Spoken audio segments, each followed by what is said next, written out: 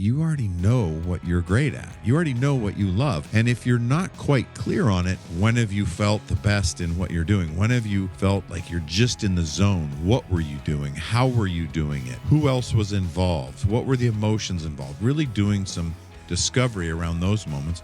What was it that you were doing where you were the most miserable, right?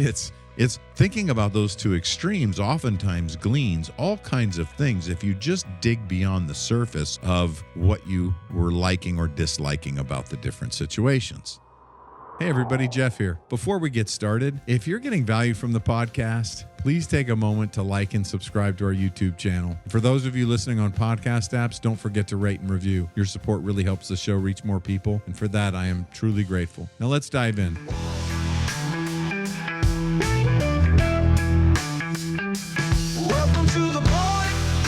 Jeff Spikes, the show about achieving goals, embracing growth, and finding your true path. And now, here's your host, Jeff Spikes.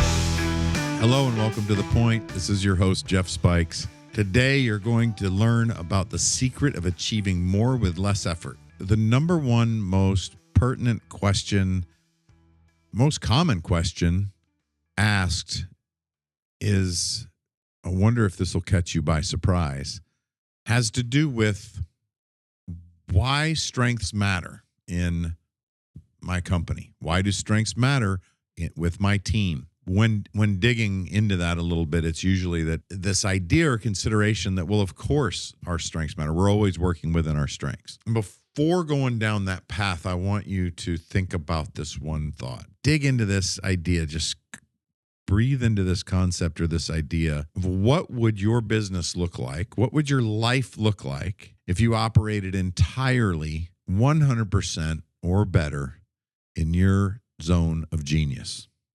What if your ninja skills, what if your innate natural gifts were out in the front of all things that you do, were your primary ways of being, were all well within your greatest self, and not just to the point where you're using the best tool you have to move forward with everything you do, but you are so good at it that you understand all the nuance and all of the different ways of accessing whatever it is that you're best at. So if we frame this, think through what strengths means and how do we have that captured? Clifton strengths, and there's other strengths models. Marcus Buckingham, was with Gallup and a scientist behind the Clifton strengths, and he has his own model. These strengths models are science-based, and the Clifton strengths that we use and is really one of our primary tools is phenomenal in that it frames what a strength is. It frames it into categories and into what are called themes, and it gives us a common language to move forward in a discussion about what's great about ourselves. Now, and Marcus Buckingham does the same with a different platform and framework. Not exclusive, though, from understanding that you already know what you're great at. You already know what you love. And if you're not quite clear on it, there's organic methods. There's all kinds of ways of beginning to discover that. There's things you can try and look and exercise. So that's why I launched the Designing Strengths book, and then the process, that workbook, and the process of discovering and really designing with your strengths, right? Because in that, part of the designing process is gaining the awareness of when have you felt the best in what you're doing? When have you felt like you're just in the zone? What were you doing? How were you doing it? Who else was involved? What were the emotions involved? Really doing some discovery around those moments. What was it that you were doing where you were the most miserable, right? It's thinking about those two extremes oftentimes gleans all kinds of things if you just dig beyond the surface of what you were liking or disliking about the different situations. So there's organic ways. There's also ways of asking others. Now it's interesting. These aren't too different. They are slightly different in how you might go about this, but none of this is unique information. In Clifton Strengths, one of the first things they'll have you do is ask 3 or 4 questions after reading your report that are along the lines of, when have you felt the most fulfilled? When would others say that you felt the most fulfilled? What was something you've done that you have the best memory of? What's your favorite thing? Like there's these series of questions that you're encouraged to ask yourself that help deepen your experience with strengths. But the idea is to go beyond that. There's also churches and other organizations that will help you learn to find your spiritual strengths. There's assessments to do your personality strengths. Character strengths is another one. VIA is an assessment that helps you learn what your character strengths are. Still, there's a way to do it organically. What do other people think and feel? What do other people notice in you? When are you the happiest? What would life look like? What would your business look like if you're working on a team that you want that team to work better, whether it's a team in a corporation or part of your company or your entire company, or you work for a company and it's the team that you're working with in a company? What would it look like if you were completely moving forward in your zone of genius, and if your ninja, if your innate natural abilities were shining and moving forward? Take a minute to sit down and write down what that would look like if you were moving forward, because this is where we begin to delineate between the difference between why strengths are so critical in your business. Because you can move forward towards your goals with something you're great at, and you can use the strategies that you've been taught. But what we're talking about is gleaning the results, is gaining the results and having the results similar to what people who are designing their strengths are having, where you suddenly realize and know and seem that everything is just so much easier, to where it's almost unrecognizable, but your achievements have been so much greater and you're almost wondering why. When it becomes that natural of a move, when it becomes connected to who you are, how you are innately wired, it can almost seem as if you've done nothing at all, or it seems like you've done less. How is that possible, you say? You're working so hard at adapting yourself to the strategies that someone taught you that equals success. There's a lot of people in the world that are going to coach you, are going to educate you, are going to train you, and are going to teach you on what they did that helped them be successful or help them learn what they're teaching you. And that's fantastic. But that way of doing it may not be your most natural way of moving forward. So in the efforts of moving forward, if you're doing exactly what someone else did, it might be a struggle. Whereas if you move forward towards what you're doing in your most natural way, it might be different from what they did slightly, but it's seeking the same thing, and it's in your natural way of moving forward. So taking on a process from someone else and then learning to make it your own can make it seem completely seamless and so completely simple and easy and natural, to where you're not even aware that it's not that difficult. One of the things that we're finding is that if you're really attached to the struggle, is that you'll be performing on a higher level and still connected to whatever the struggle is, that is similar to the struggle you were feeling before, because now it's an idea that you've automated a behavior or a feeling that helps keep you moving forwards. And that's usually a belief that something along the lines of what it should look like if you're going to improve, if you're going to change, if you're going to get something that seems unattainable, what that's going to look like, or just an importance of reaching out and overcoming. If overcoming is what you're valuing, you will continue to put obstacles in front of yourself to overcome. So you've automated the process of overcoming. That's great. You can do it all the time. But disconnect it.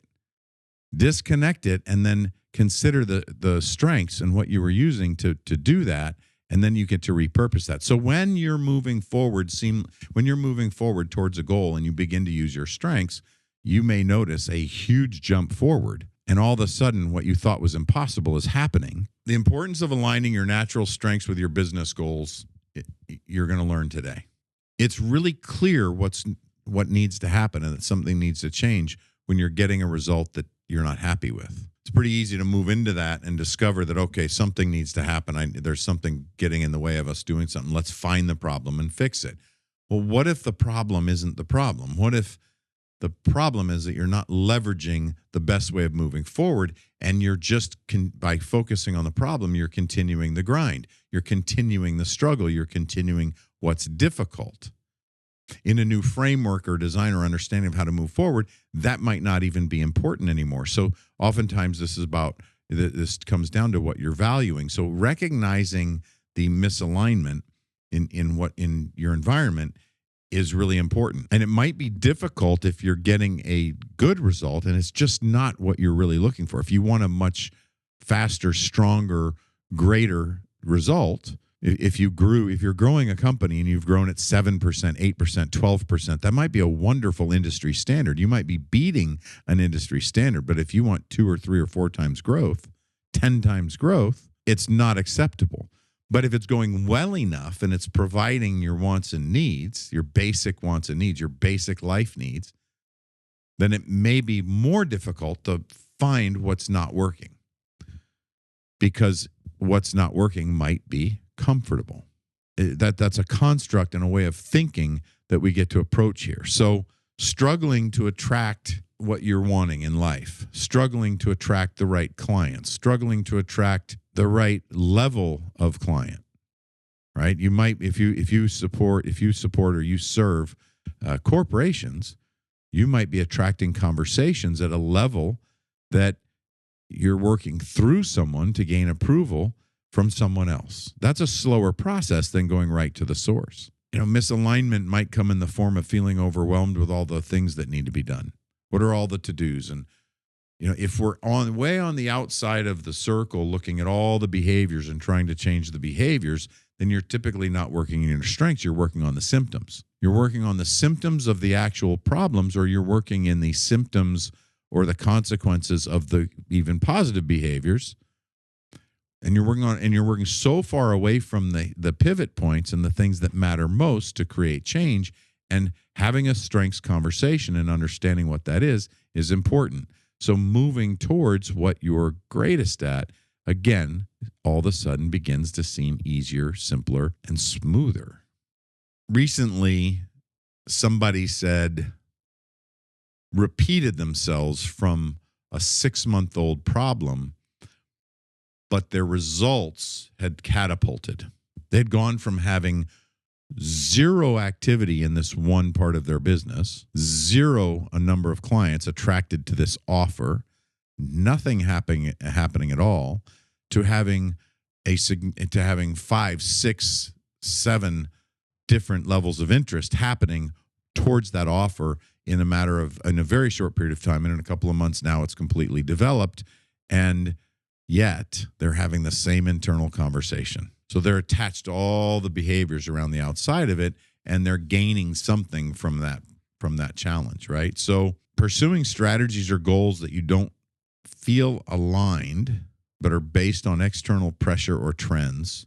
That's another thing. If you're fighting against what the world thinks is right, only you know you. So there's a importance. I was getting to it a minute ago. We were getting to it a minute ago where we were talking about this idea of not following someone else's footsteps exactly, but seeking what someone else sought and looking at how you best move towards that goal. If you're with a company, if your company is moving forward and you don't have alignment towards your values, the company values, if you have a mission, you have vision, one of the benefits in the world of driving change, one of the benefits of working with a company is that the company has the vision already. Matter of fact, when I choose what companies to work with, one of the number one things that we focus on is, do they have a vision? And if so, how is the vision connected into the company? If there's a huge vision, or if there's a way of creating a huge vision, an overarching, almost impossible to reach idea of what you want to accomplish, right? If you have that vision, it really makes life easier for the staff, for the employees, for all the people bought into it, because now everyone has a vision. Then you have your values. And from your values, you can then establish what the behaviors are for each different job title, job description, or even vendor or support role, and what that looks like. What behaviors demonstrate that value, and how you're defining that value, and how that helps you achieve your mission and reach towards the overarching vision. Someone asked recently, with all the things happening in politics and everything else in the world, they were having some really emotional experiences, some really emotional responses to a lot of what's going on in the current climate. And I was less phased by it, and I wasn't having the same emotions. Over the holidays, we have the chance to connect with people I haven't connected with in a long time, and I was in a situation of connecting with people. They were amazed. They were, how do you keep yourself from feeling this? And it was almost a level of disrespect, or I wasn't feeling disrespected, but it was a level of scoffing and looking down on, like, how could you not have these opinions and these feelings and be upset about what's happening, or have any type of emotion and buy into the negativity around all of this, because it's all so negative. It's all so bad. Blah, blah, blah. Now, I've been asked that question before, and well, I'm an optimist. Well, I'm positive. Well, I look for the best in people and in situations and blah, blah, blah. And some of that is true to different levels and degrees, depending on what we're talking about. But the answer that came out of me that day was that, I really think there's a difference when you hang out with people that have a vision, when you hang out with visionaries, when you hang out with people that are going somewhere, that want something and are intentionally seeking it, intentionally moving forward towards something better. There's an insulation that happens from when you're just sitting there absorbing and taking in what's there. That forward level of movement keeps me from absorbing what is just there if I'm not actively pursuing something else. I don't have time to stop and listen to all of that, nor do I want to, because it's a distraction from continuing to move forward. So if you're feeling bogged down and burnt out and stressed out and over emotional and frayed at the ends from whatever's going on in the world around you, bring it back into thinking about what you want and how to move forward towards that, and getting busy going somewhere and making something happen. Create a belief and an understanding of and a mission and a vision of what you want, of what impact you want to make in the world, and see if you feel better after beginning to reach towards that. Take a minute and write down one area where you feel stuck. You feel stuck, misaligned, fragmented, frustrated. Take time to just sit down and write down one thing. It's already popped in your mind. If you listening to that, hearing that question, something's already popped into your mind. I encourage you to write that one thing down. Whatever that one thing was. And if 3 things might have popped, just write one of them down. Because your brain works fast enough to know that. Think about how that's holding you back from the success you want. Just give some time. The next time you have a minute to breathe and pause and listen, think about what's happening. How's that keeping you from getting what you want, from achieving what you want, moving forward towards what you want? There's immediate benefits that you're going to see from aligning your strengths. Increased confidence. If you're wanting to serve a certain population, a certain type of client, certain persona of client, you're going to see an immediate boost of relatability and freedom in how to speak to that client and how to draw them in. It's just there's a natural alignment between the services offered and the personal passions that you have. When you're moving forward within your strengths, it's much simpler. When you move forward as a team towards your strengths, as a company, when you begin to understand what everyone's strengths are, there's an identity of each individual, and there's an identity of the team that's made up of all these individuals. And that'll change as individuals come in and out of it. And then there's a best path forward based on the strengths of that team and the individuals that leads to that higher mission and vision of the company.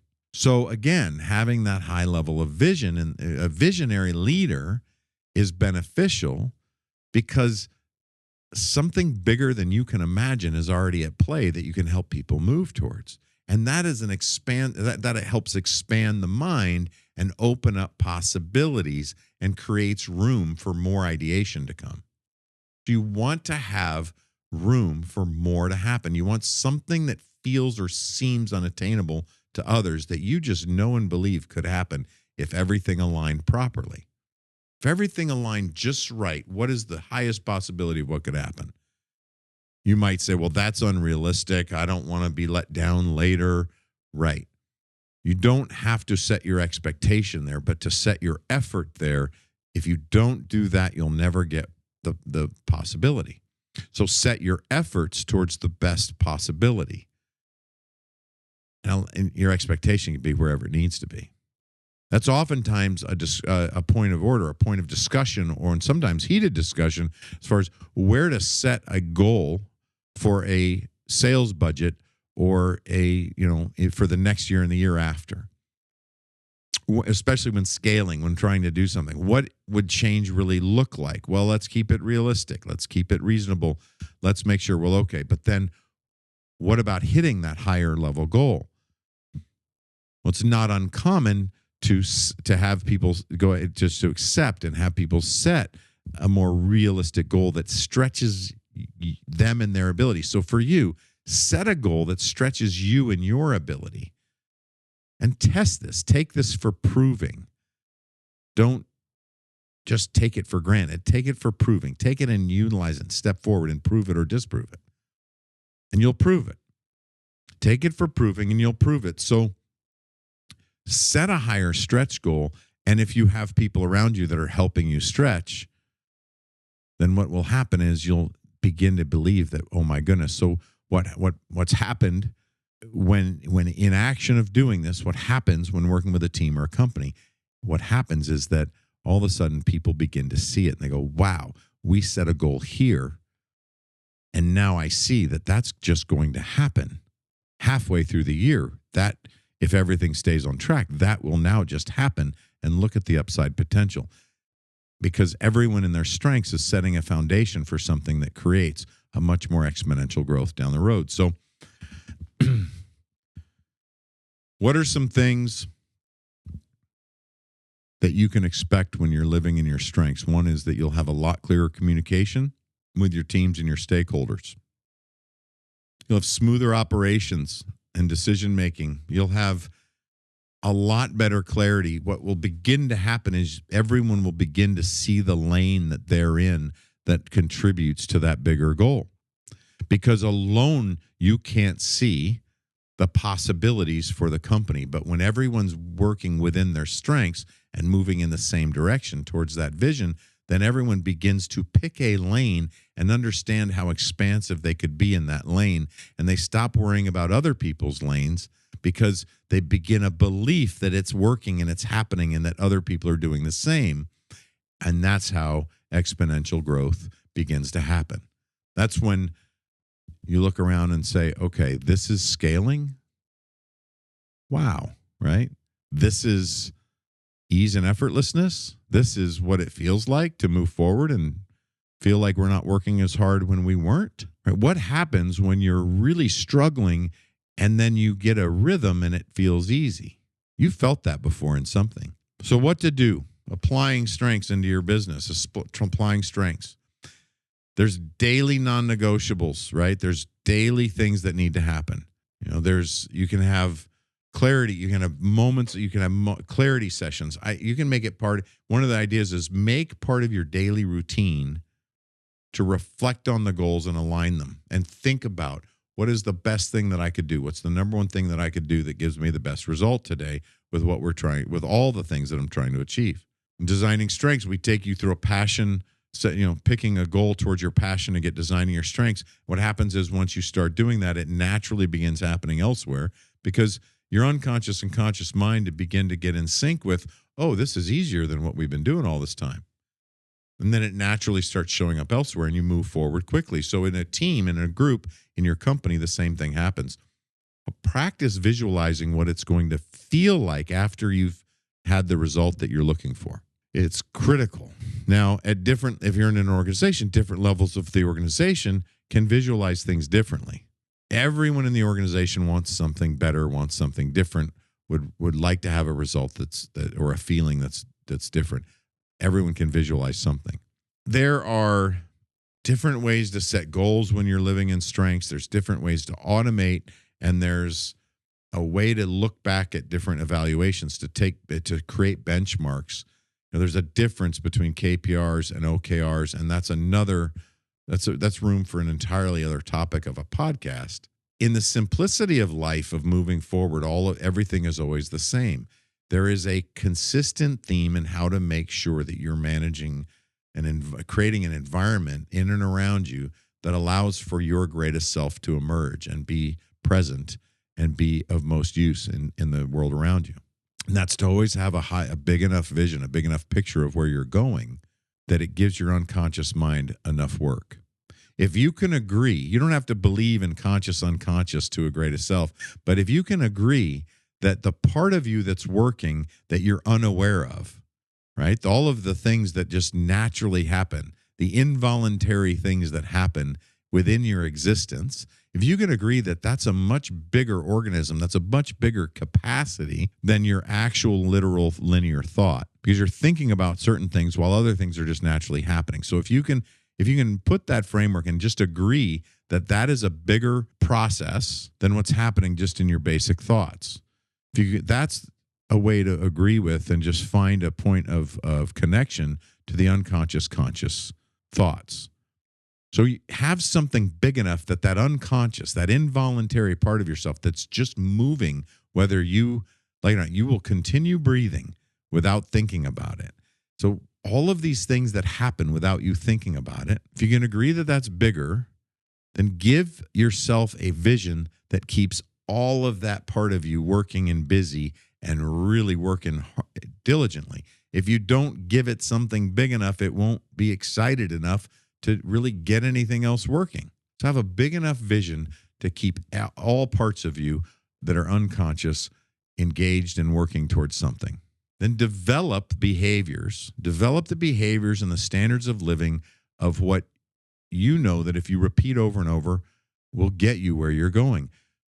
Think of the values that are critical to achieving that highest value and incorporate those values into your daily life.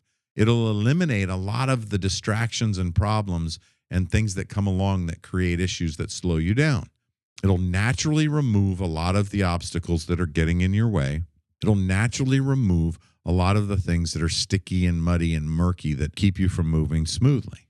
Then consider what you're valuing in all of your behaviors, and you'll run up against the belief systems that are protecting those values, and we'll get into a rhythm where you can change things. And you do that on all the different levels of a corporation or a company and get everyone moving in the same direction, and really fast things happen. It's really no different than doing that with yourself towards your own goals. You're dealing with different parts, different internal parts, different thought process, but it's still an effort of many, not an effort of one. Because there's many sections. There's the physical, the mental, the spiritual. There's all of the different moods and mentalities and the hats that you wear. And it's getting permission to win. It's getting permission from all parts of you to win. Seeing if there's any little part of you that doesn't want to win, that's holding out for something different, that is still connected to something that you're not wanting to let go of. And there is a difference between this idea of designing strengths, and there's this concept of how designing strengths now gets affected within the quantum world, within the quantum universe, within all possibility of all things. So learning to aim your strengths in a very specific way towards a short-term goal is a way of really then leveraging and understanding how to make that work towards larger targets, larger things, bigger things you'd like to have happen. So in the difference between designing strengths and then considering how you design the best of yourself to move forward into the world, and then consider all the possible resources, all the possibilities of how that works, becomes a really natural shift as you realize the increase of capacity you're experiencing. Now, that's a bigger picture than just looking at your strengths. There's all kinds of things to think about. But when you're considering your strengths, you're coming from a strengths mentality versus a fix what's broken mentality, then even what you put into your body, whether it's what you're eating, what you're listening to, what you're watching, can over time just naturally begins to shift and change, because you're eating the foods and the things that help you be stronger, faster, better, smarter, feel better, be more efficient. And you're not as attracted to eating the things that bog you down and give you food comas, right? So sometimes that can be a long, arduous time frame. But when you're intentional, when you come into the process of designing strengths and you become intentional, many of these things happen so quickly that you can almost lose your balance and need to regain that balance. Consider the idea of moving forward and how quickly and easily that can become.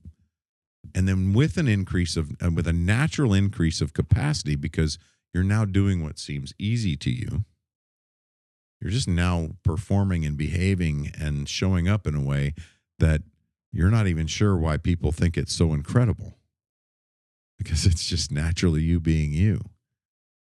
That can be a humbling, beautiful, amazing process, because then you can also begin to see that in others.